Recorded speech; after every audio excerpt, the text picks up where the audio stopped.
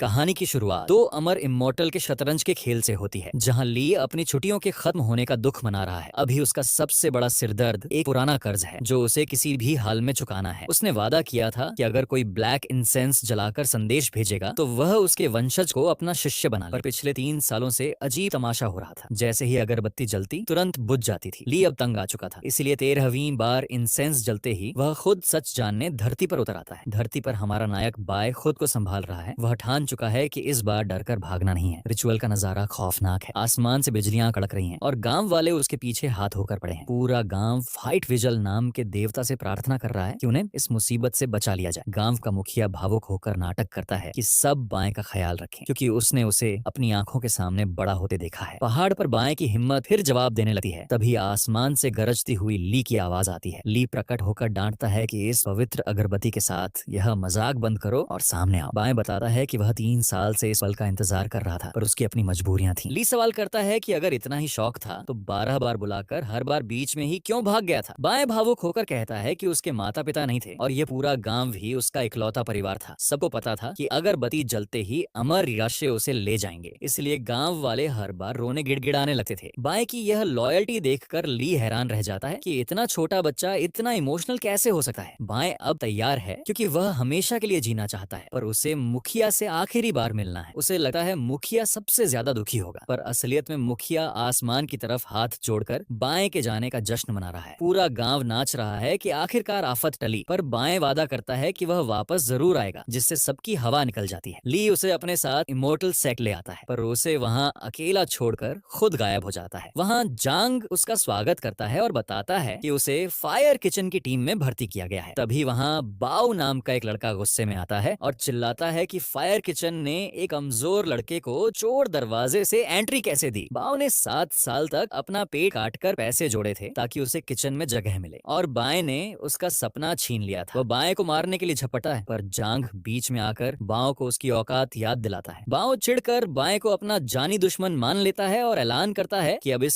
Set में या तो वह रहेगा या बाएं। जांग समझाता है कि बाओ से बचकर रहना, क्योंकि फायर किचन ही इस सेट की सबसे सुरक्षित और ताकतवर जगह है। वह बताता है कि यहाँ एल्डर्स के लिए जादुई खाना बनता है और बाएं इस टीम का 9वां खास सदस्य है। हथियार चुनने की रस्म में बाएं को लगता है कि उसे कोई तलवार मिलेगी, पर वहाँ सिर्फ पुरानी कड़ाही डब्ल्यू वॉक्स रखी थी। बाएं को लगता है कि वह इतनी भारी कड़ाही उठा भी नहीं पाएगा, पर जांग कहता है कि यही तुम्हारी ढाल और पहचान है। बाएं एक अजीब सी कड़ाही चुनता है जो कछुए की पीठ जैसी दिखती है, जिसे देखकर सब उसका मजाक उड़ाते हैं। जांग उसे कल्टीवेशन के लेवल से समझाता है कि कैसे 10 लेवल पूरे करने के बाद ही तुम असली ताकत हासिल कर पाओ। बाएं को समझ आता है कि अमर बनने का रास्ता बहुत लंबा और खतरनाक है, उसे बहुत मेहनत करनी होगी। एक रात जब बाएं प्रैक्टिस कर रहा होता है, उसे आहट मिलती है और उसे लगता है कि बाओ उसे मारने आ गया। पर जब वह किचन में झांकता है तो देखता है कि सेक्ट के सारे मेंबर्स चोरी छिपे जादुई खाना खा रहे हैं। बाहर अंधेरे में बाओ अभी भी घात लगाकर बैठा है और कसम खा रहा है कि वह बाएं को चैन से जीने नहीं देगा। अंदर बाएं मना करता है कि वह और नहीं खा सकता, पर सब उसे समझाते हैं कि ताकत बढ़ाने के लिए यह चोरी का माल जरूरी है। खाना खाते ही बाएं के शरीर में ऊर्जा का विस्फोट होता है और उसे लगता है कि उसकी नसों में आग दौड़ रही है। अगली सुबह उसका दर्द गायब हो जाता है और उसकी ताकत पहले से कहीं ज्यादा बढ़ चुकी होती है। कुछ समय बाद वह अपनी शक्तियों पर काबू पा लेता है और खुद के लिए एक दाना चावल पकाने की कोशिश करता है। जब वह चावल पककर तैयार होता है तो उसकी चमक देखकर बाएं की आंखें फटी की फटी रह जाती हैं। बाकी मेंबर्स को उसकी चिंता होने लगती है, क्योंकि वह कई दिनों से कमरे से बाहर नहीं निकला था। जांग यह देखकर दंग रह जाता है कि बाएं ने इतनी जल्दी कल्टीवेशन का पहला लेवल पार कर लिया है। बाएं उस जादुई चावल का जिक्र करता है, पर सब हंसते हैं कि चावल कभी चमकता नहीं, वह तो सिर्फ रिफाइनिंग से होता है। वे उसे बताते हैं कि दुनिया में 3 तरह की रिफाइनिंग होती है: हथियार, दवाई और सबसे दुर्लभ स्पिरिचुअल रिफाइनिंग। इसमें कुदरत की ताकत को जबरदस्ती किसी चीज के अंदर डाल दिया जाता है, जिससे उसकी शक्ति कई गुना बढ़ जाती है। बाएं को यकीन हो जाता है कि उसकी कड़ाही कोई मामूली बर्तन नहीं, बल्कि एक दिव्य यंत्र, डिवाइन इंस्ट्रूमेंट है। वह फैसला करता है कि वह इस राज को सबसे छिपा कर रखेगा और खुद को और भी ज्यादा शक्तिशाली बनाएगा। बाहर बाओ अभी भी उसका इंतजार कर रहा है, पर बाएं अब उससे डरने के बजाय अपनी ट्रेनिंग पर ध्यान देता है। बाएं अपनी लकड़ी की तलवार को 2 बार रिफाइन कर लेता है, पर अचानक उसे महसूस होता है कि उसके बाल झड़ रहे हैं। उसे झटका लगता है कि इस जादुई रिफाइनिंग की कीमत उसकी अपनी उम्र, लाइफ स्पैन से चुकानी पड़ रही है। वह अपनी किस्मत को कोसता है कि लंबा जीने के चक्कर में उसने अपनी जिंदगी ही दांव पर लगा दी। तभी उसे पता चलता है कि वह इस कड़ाही की ऊर्जा को वापस सोख भी सकता है, जिससे उसकी जान बच जाती है। वह गुस्से में बाहर निकलता है और बाओ को ललकारता है कि तेरी वजह से मैंने अपनी जान खतरे में डाली, अब तू नहीं बचेगा। पर उसे पता चलता है कि बाओ तो कब का हार मानकर वहां से जा चुका है, जिससे बाएं का सारा जोश ठंडा पड़ जाता है। तभी उसे एक मिशन के बारे में पता चलता है जिसे पूरा करने पर इनाम में जिंदगी के साल मिलते हैं। सामान लेने टाउन पहुंचते ही उसकी मुलाकात फिर से बाओ से होती है, जो उसे घेरने की कोशिश करता है। बाओ इस बार अपने साथ सुपरविजन डिपार्टमेंट के गुंडे भी लाया है ताकि बाएं को सबक सिखाया जा सके। बाएं चालाकी दिखाते हुए वहां से भागता है, जबकि फायर किचन के उसके दोस्त उसे बचाने के लिए आ जाते हैं। मैदान में जंग छिड़ जाती है। जांग बड़े अधिकारियों से भिड़ जाता है, जबकि बाएं का सामना बाओ से होता है। बाएं अपनी रिफाइंड तलवार से बाओ के हर हमले को बेकार कर देता है और अपनी असली ताकत दिखाता है। सब हैरान रह जाते हैं जब देखते हैं कि एक नया लड़का बाओ जैसे पुराने कल्टीवेटर को धूल चटा रहा है। बाएं अपना सारा गुस्सा बाओ पर निकालता है और उसे तब तक नहीं छोड़ता जब तक वह हार नहीं मान लेता। अधिकारी भी मान जाते हैं कि बाएं के अंदर गजब की प्रतिभा है और वह लेवल 3 तक पहुंच चुका है। तभी एक बड़े एडवांसमेंट ट्रायल का ऐलान होता है, जिसमें जीतने वाले को सबसे ऊंचे दर्जे का डिसाइपल बनाया जाएगा। जांग मना करता है कि हमें इन झगड़ों में नहीं पड़ना चाहिए, पर बाएं कहता है कि अब दुनिया को फायर किचन कदम देखना होगा। ट्रायल के दिन जब सब बड़ी बड़ी बातें कर रहे होते हैं, तब फायर किचन की टीम अपना मास्टर प्लान लेकर मैदान में उतरती है। मैदान में खूंखार फाइट होती है, पर बाएं का ग्रुप अपनी चालाकी से सबको आपस में लड़वा कर आगे निकल जाता है। पहाड़ की चढ़ाई और भी मुश्किल होती जाती है, पर बाएं हार नहीं मानता और अपनी टीम को ऊपर खींच ले जाता है। फाइनल टास्क में उसे खतरनाक खाइयों और दलदल को पार करना होता है, जहां एक छोटी सी गलती मौत बन सकती है। बाएं डरते डरते पत्थरों पर छलांग लगाता है और आखिरी पल में गिरते गिरते भी ट्रायल को पूरा कर लेता है। वे तीनों गेट पार करके आउटर सेक्ट के मेंबर बन जाते हैं, पर बाएं अचानक रुककर एक बड़ा ड्रामा शुरू करता है। वह कहता है कि उसे अपने पुराने दोस्तों को छोड़ने का बहुत दुख है और वह अपनी जगह किसी और को देने को तैयार है। असल में वह अपने आउटर सेक्ट स्पॉट को भारी कीमत पर बेचने की नीलामी शुरू कर देता है। जब अधिकारी उसे नियमों का हवाला देकर रोकने की कोशिश करते हैं, तो बाएं सेक्ट की पूरी रूल बुक ही रटकर सुना देता है। वह साबित कर देता है कि वह कोई नियम नहीं तोड़ रहा, और देखते ही देखते बोलियां हजारों स्पिरिट स्टोन्स तक पहुंच जाती है। एक रहस्यमयी लड़की 3000 स्टोन्स की बोली लगाकर सबको खामोश कर देती है और बाएं खुशी खुशी पैसे बटोर लेता है। चैन इस चालाकी को देख रहा है और मन ही मन बाएं को बर्बाद करने की योजना बनाने लगता है। बाएं को जबरदस्ती गेट की तरफ भेज दिया जाता है और इसी के साथ उसकी नई और खतरनाक यात्रा शुरू होती है। अगर आप सभी लोगों को ये वीडियो पसंद आई हो तो एक लाइक जरूर करें, ताकि आप सभी के एक लाइक से वीडियो बनाने का मोटिवेशन मिल सके।